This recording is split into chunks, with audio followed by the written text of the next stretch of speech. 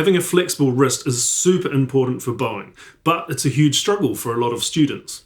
I'm going to walk you through 4 steps to get your wrist moving. I'll show you a few examples of this in practice, and I'll include a few advanced tips at the end. But if your fingers are locked, you're going to really struggle with this. So if you need to, I recommend checking out my video on freeing the fingers first.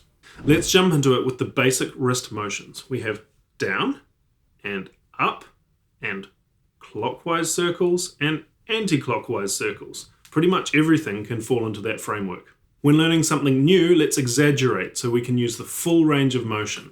So when we're going down, I want you to imagine a duck really straight down as far as your wrist will go. And then when you're going up, it's like a big ramp.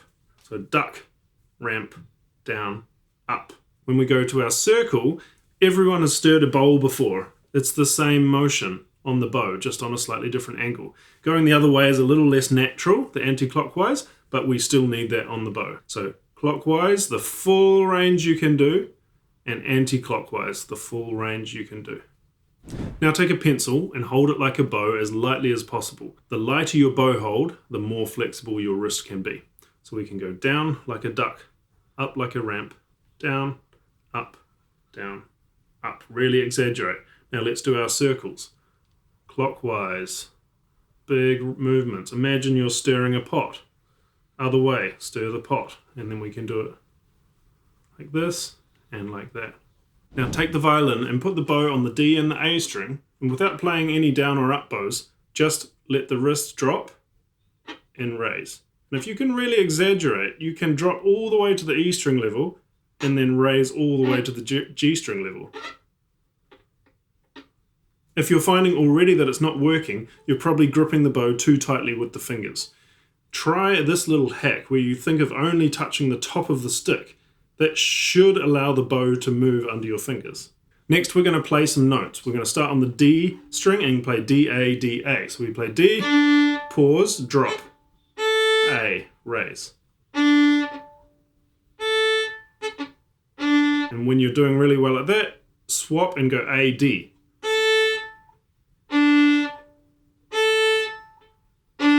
And then you can go G, D. So we're going to go up to the G, down to the A. And then swap A, G. And when you're really ready, you can go almost without moving the forearm. Now let's talk about our circles. We've actually already done them, but you may not have realized. When we do DA and back again, you're making a clockwise circle. And when you do AD,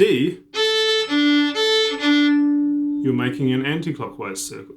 When you speed this up, it really becomes like whisking eggs or something.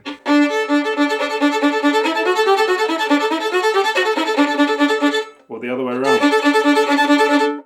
Let's move on to the next exercise, which is bowing with only the wrist. Imagine you're bouncing a ball with only your wrist, and then turn the door handle anti-clockwise, and your elbow will pop up and your palm will be facing to your right. Now bounce the ball sideways. Now take the violin, put the bow on the string, and hold the bow with only the first and second fingers so that your palm is still facing out. And then you can do the same bouncing motion coming from just the wrist.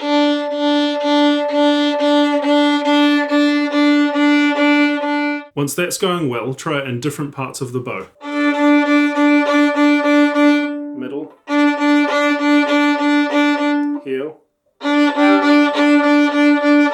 Very hard to do that one without flexible fingers. And then add it to a scale.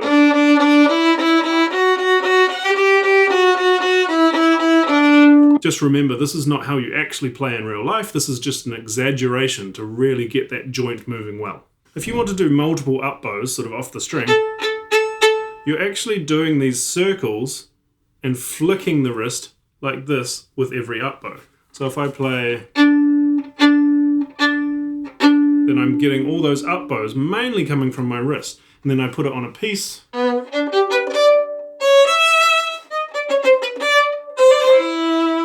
Let's take a couple of examples from Vivaldi's Four Seasons of the string crossing circles.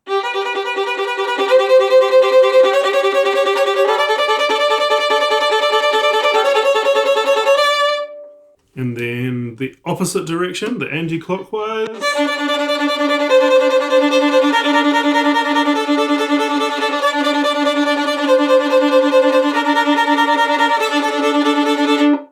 Or we could take some folk music. Here's Drowsy Maggie.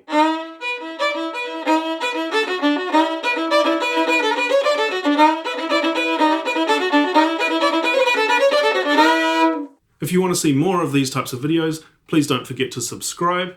Now let's finish up with a couple of advanced tips to keep in mind.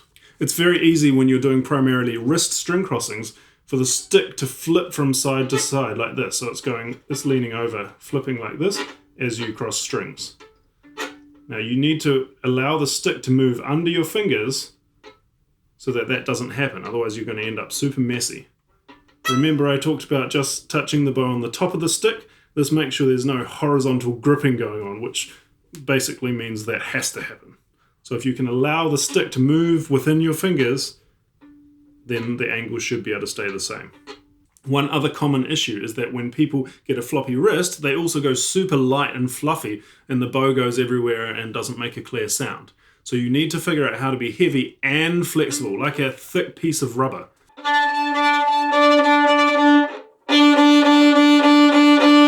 My final tip for today is that if there's time, cross the string with the arm, not the wrist. If every time you played on the E string you went like this, you wouldn't get good tone. But if it's so fast that using the whole arm would be impossible, then you use the wrist. A good example might be Preludium and Allegro. If I try and play this with only the arm, it's a disaster. It's too much movement. But if I allow the wrist to be free, it's much easier. If you have any questions, let me know in the comments. That's all for today, and I hope you found it helpful. Look forward to seeing you next time. Happy practicing.